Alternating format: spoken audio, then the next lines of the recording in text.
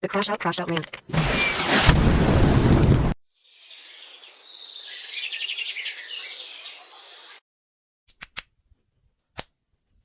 Welcome, or welcome back, probably not, but regardless, leveled up a little bit this time.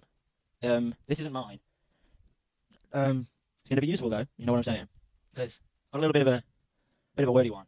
I whipped this up, I was a little bit angry, so, in fact, let me just check if that's recording. You can't see if it's recording from here, which is really bizarre.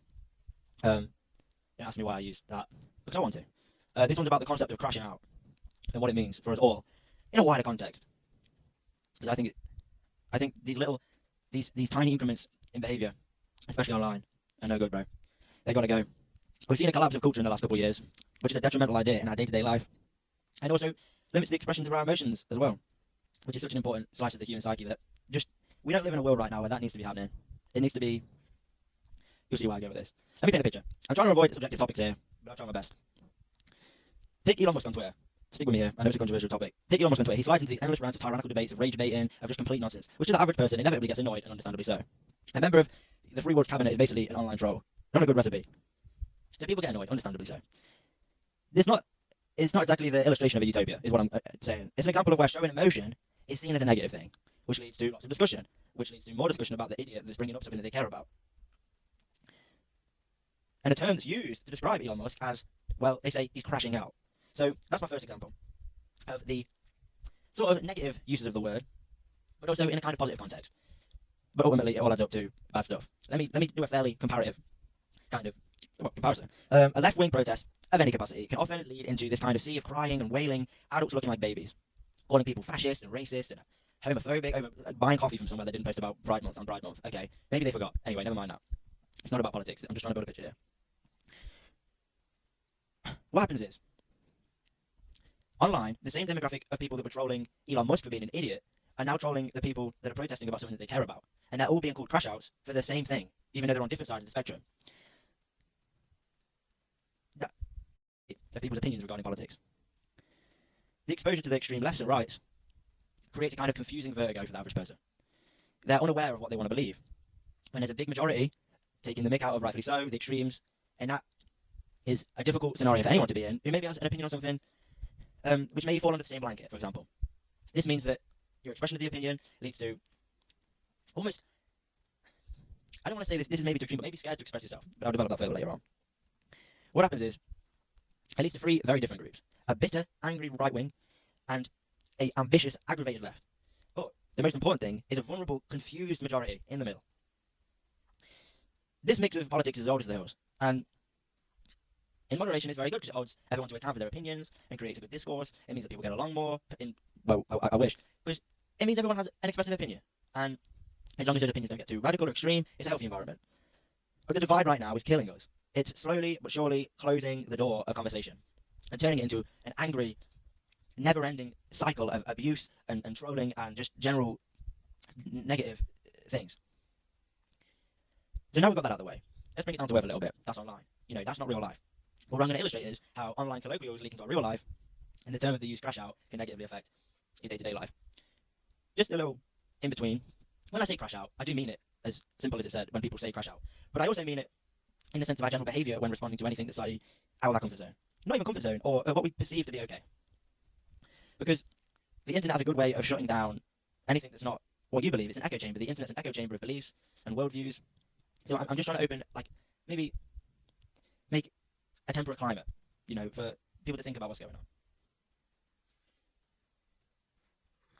By the way, any of you idiots out there, the perfect cup of tea. Boil the kettle, have a timer for 2 minutes. You pour the right amount for maybe 1.5 cups, okay, in a little teapot. One bag, boil in, 2-minute timer on. 1 minute passes, don't mash the bag. Stir, make sure it's nice. Then you pour 1 cup and leave the rest in there. It's to dilute it correctly. No milk, no sugar, you pour that in, beautiful. The herbal extracts, the perfect cup of tea. Anyway, an example of a more damaging use of crash out, which reflects the internet's ability to give kids an even shittier attitude than they already do. School kids have really shitty attitudes, and this is going to make it worse. So basically, imagine a child at school is having a rough time at home, and it's not his day. His mom didn't make him lunch to eat. He's got his worst classes, and he's got to deal with a feud he's having with his classmate. A bit of scrap, got to sort that out, hash it down. He's nervous, I'm just stay here.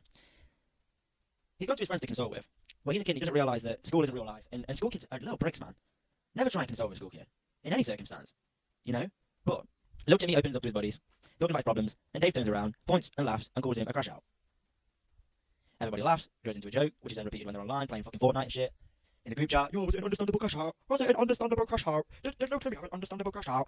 All little Timmy wanted to do was talk about his feelings. So, before any of you say, this is not from personal experience. Listen though, that should have died out in a light-hearted, oh man, it's okay, you'll get over it, haha. Or, in an ideal world, he gets a bit of sympathy, his friends go, you know, oh shit man, oh well, let's go and fucking play some football or something. But no, it transformed into a repeatable joke of a haha, you know, for real, was that an understandable crash out? But in an ideal world, shit wasn't going his way, and he wanted a bit of sympathy. But now it's a joke. Through the use of that online colloquial, little Timmy won't show his emotions again next time. Little Timmy won't show his emotions next time. Because he'll be met with laughs. So potentially leading to an echo chamber of being an online angry, bitter, dark human nerd, or like a quasi-libertarian perspective of being mind open and being freedom of expression. These hypotheticals are all stemming from a light-hearted troll, which I'll explain why I think we do this. Both of those examples have been a pretty extreme case, so I developed my issue with the term crashing out on a personal basis. Experiences. I've always been an expressive person, but with that, a very sensitive and nervous, anxious sort.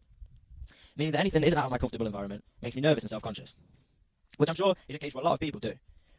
When observing people's responses to ideas and information, while I might argue or agree or understand them, I'll see their passion being displayed, which triggers a nerve in me, as I can see that there's an opportunity to troll. Me trolling is a bad thing. Especially when observing people's responses to ideas, information, I can agree, understand, argue, whatever. But normally what people do is, they basically troll, in real life, for better or for worse terms. And that opportunity to troll them is detrimental because to them it could be a very important and honestly quite a brave display of opinion and emotion, which is important for us. While laughing and calling them a crash out, I receive dopamine.